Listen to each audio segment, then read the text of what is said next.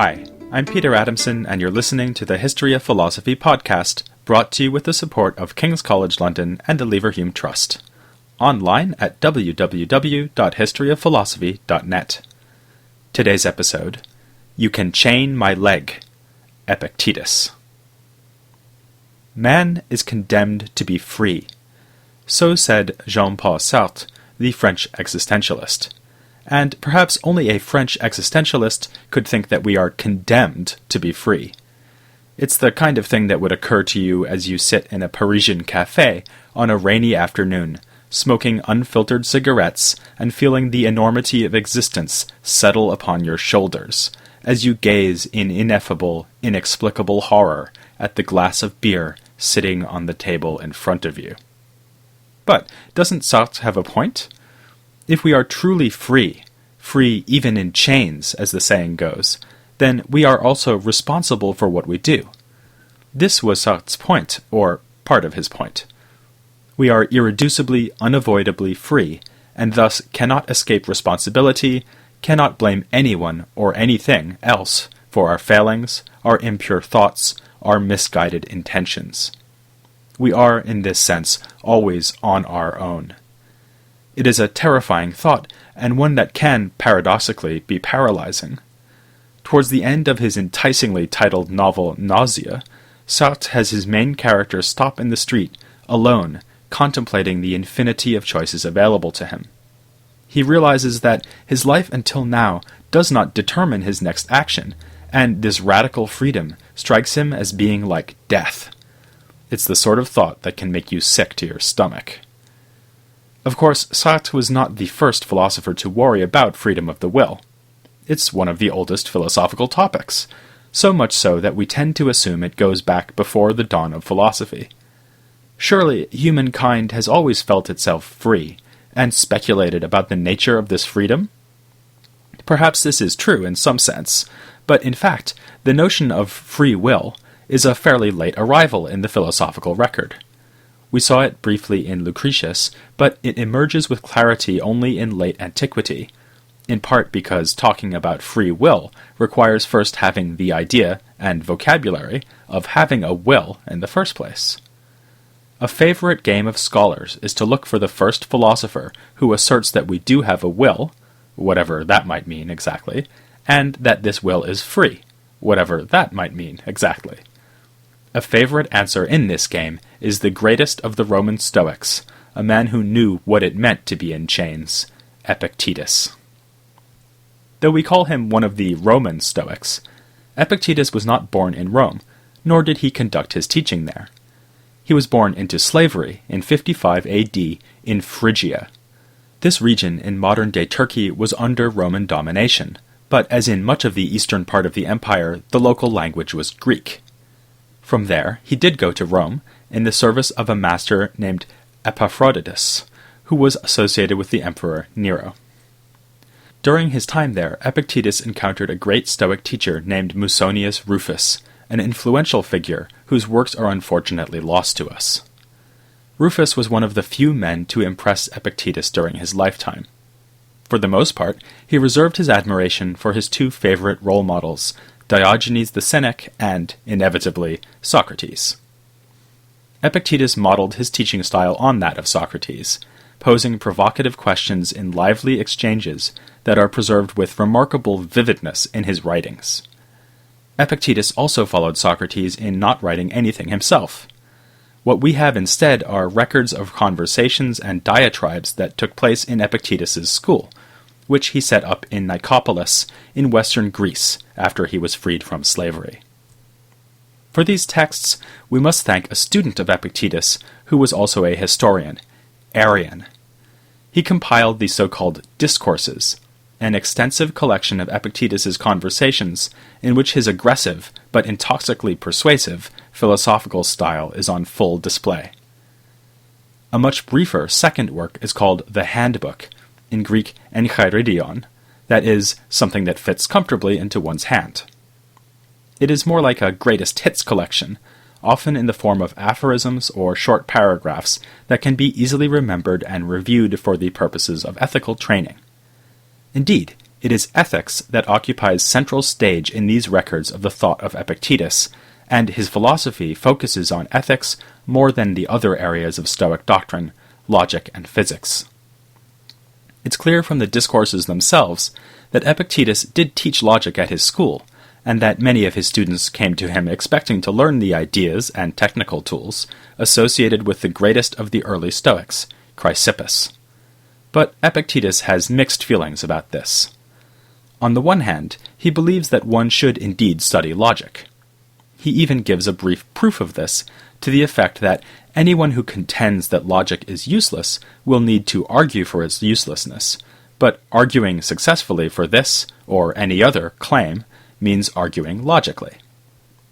Usually, though, Epictetus brings up technical issues like logic in order to chastise his students for concentrating on these things instead of seeking to become better men. In one typical passage, he advises a student who wants to learn about Chrysippus's solution to the liar paradox that he should go hang himself, unless he also wants to become good. This isn't the only passage where he suggests that one of his listeners should go kill himself. He also constantly addresses his students as slaves, an ironic allusion to his own lowly origins and a pointed reminder that until the students achieve virtue, they are the true slaves. Epictetus makes the same point by lamenting that his students are not really interested in being Stoics, never mind cynics, a vocation that Epictetus describes as nearly unattainable for most men. A true Stoic or cynic is a philosopher with complete self-control, who values what is really valuable, who chooses in accordance with reason and nothing else.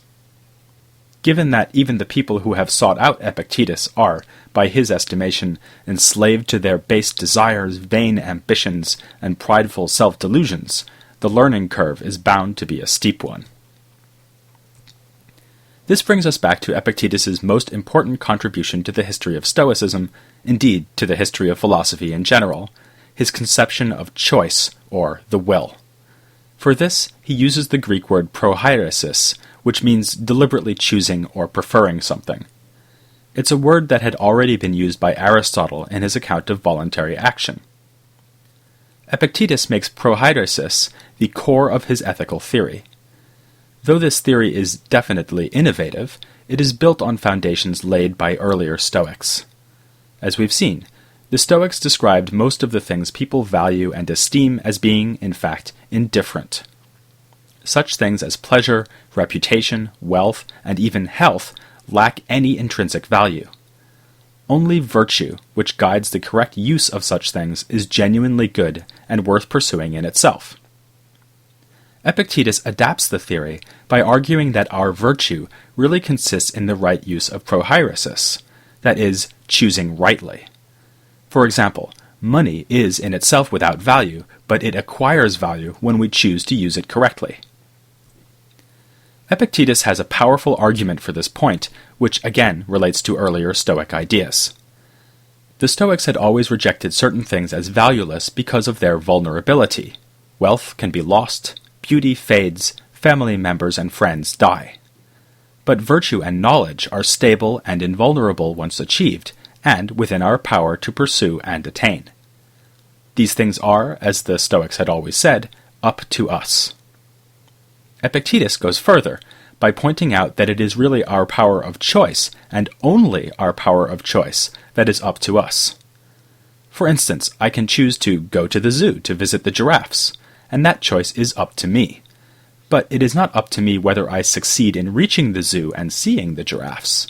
There may be too much traffic, the giraffes may have tragically succumbed to a virus, or a giraffe-hating tyrant may send his thugs to imprison me before I get there. Ultimately, I can completely control only the choices I make, the intentions I form. The situations to which I respond, and my degree of success in responding to them, can never be fully up to me. Of course, I may have all kinds of reasons, or apparent reasons, to choose one thing rather than another.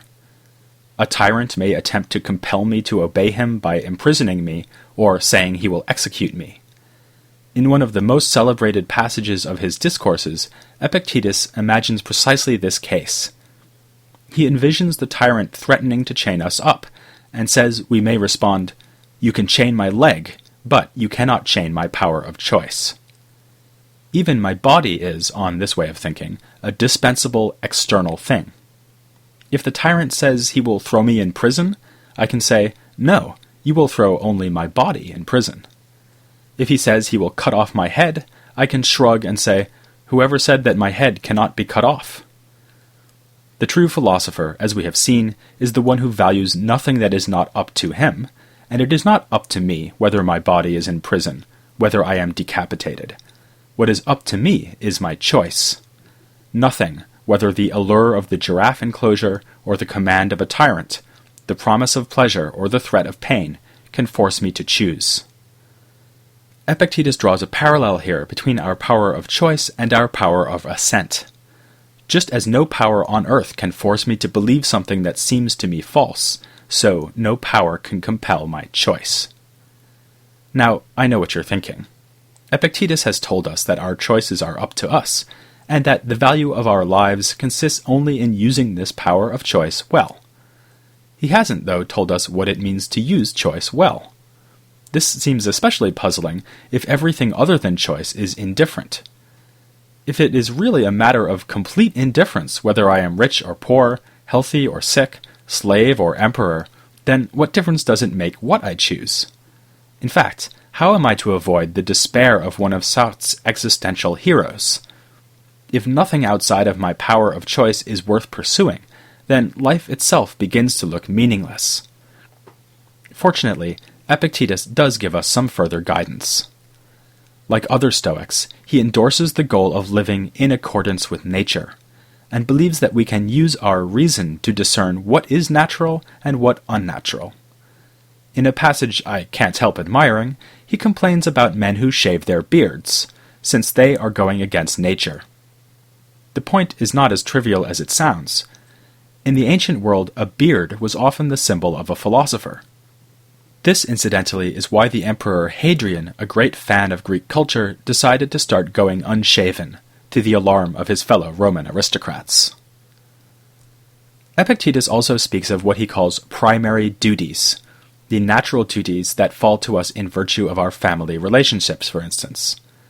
Two memorable passages in the Discourses concern the attitude a father should take towards his children. In one, a father has come to Epictetus and told how he fled from his own house out of dismay when his child was sick.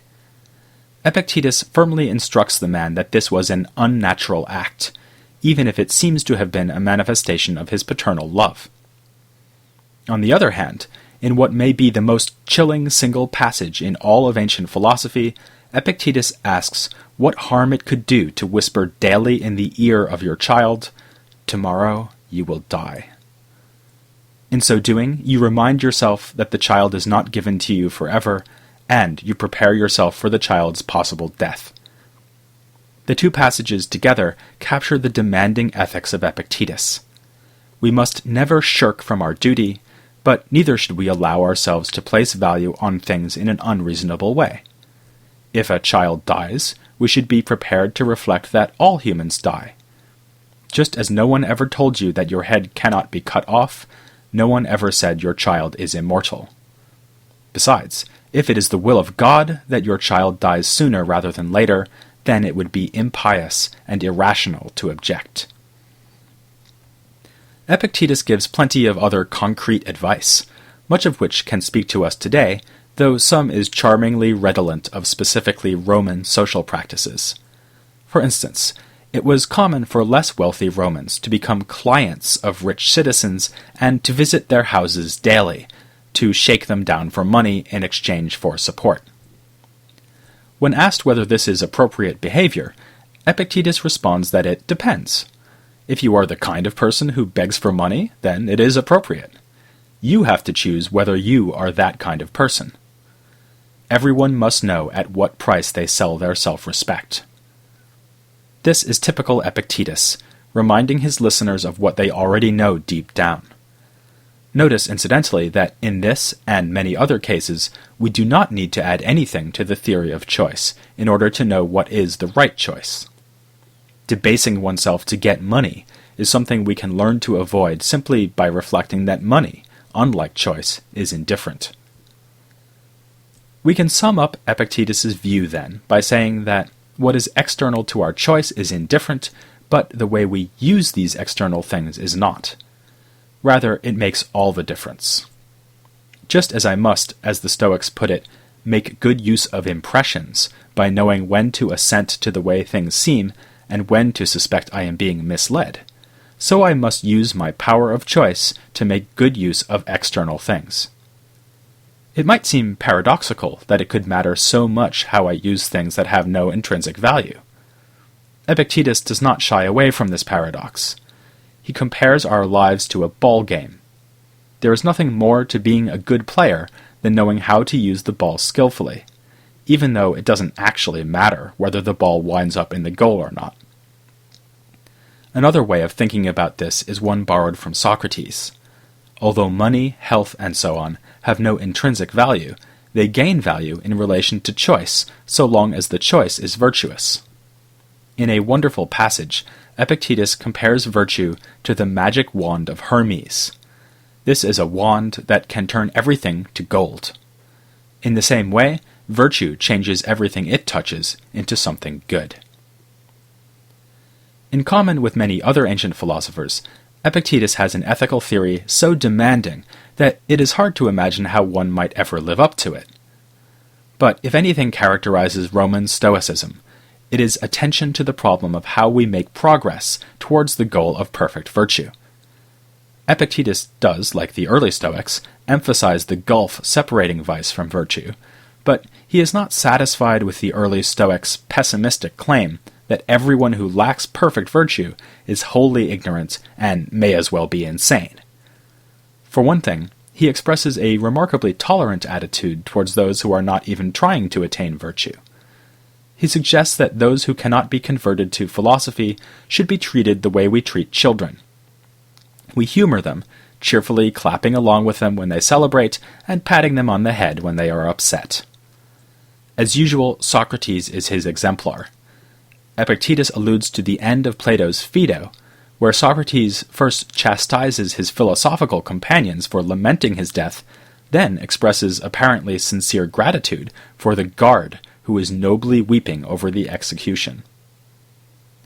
In a way, Epictetus is even tolerant of wrongdoers. He sees them not as targets for vengeance, but objects of pity. Again, following Socrates, he assumes that wrongdoing comes from a kind of ignorance of the true good.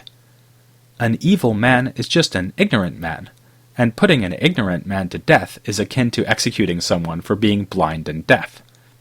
Besides, if you find yourself angered by wrongdoing, it is often because you share the values of the wrongdoer. Suppose someone steals your money.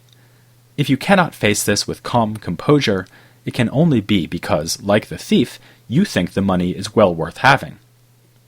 Instead, you should remember that the money was never yours in the first place. Only your choice is truly yours, because it is the only thing that cannot be taken from you. Thus, Epictetus reserves his harsh judgments for those who say they want to become good.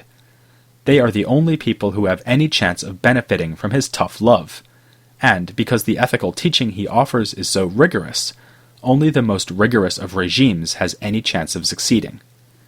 He also tells us to be on guard against cultivating a show of virtue, so that we can show off how virtuous we are. As an example of the kind of training that might work, he likes the following suggestion. On a hot day, when you are extremely thirsty, take a mouthful of cold water, then spit it out, and tell no one what you have done. As you might expect, not everyone who comes to Epictetus for help is able to benefit from this sort of advice. As we've seen, he complains that his students are hypocrites, and several times in the discourses he's shown refusing to engage with his listeners because he thinks they will be unable to benefit. At one point, he imagines a frustrated visitor to his philosophical school going away and complaining, "I met Epictetus, and it was like talking to a stone." This may itself be a cunning strategy. Epictetus mentions that his own teacher, Rufus, was in the habit of harshly sending people away simply to test their determination to learn from him. when would-be students fail to learn from Rufus or Epictetus, the blame does not rest with the teachers. But let's suppose that you, being a better sort of person, have gone to see Epictetus, or read the discourses, or perhaps just listened to a podcast about him, and you're now persuaded that you should value nothing but your own power of choice, and accept the will of God, always ready to give back immediately whatever has been given to you, whether it is wealth, family, or life itself. Will you instantly become a perfectly wise sage? Of course not. Like the Epicureans, the Stoics, and especially the Roman Stoics, put great stress on therapeutic training, a lifelong journey of self-discipline. Epictetus is recorded in the discourses as advising his students to review their Stoic principles daily.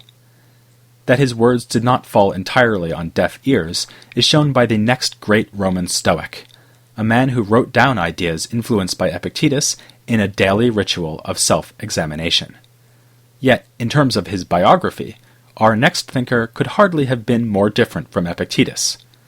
Epictetus was a slave, whereas this philosopher was quite literally master of everything he surveyed. He was, in fact, the most politically powerful philosopher who has ever walked the earth. He was Marcus Aurelius, and he'll be the topic of a royally entertaining podcast next time on the History of Philosophy without any gaps.